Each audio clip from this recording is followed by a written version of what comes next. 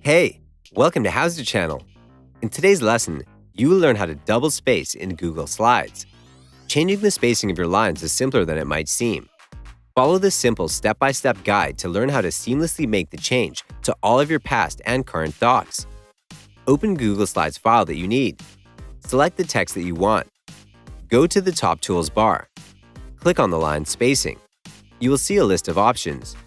Choose Double from the list. You can also set custom double spacing. Select the text that you want. Go to the top tools bar. Click on the line spacing. You will see a list of options. Choose custom spacing from the list. A pop-up window will appear. Go to line spacing and type 2. Click on Apply to save the changes. Select the text that you want. Go to the top tools bar.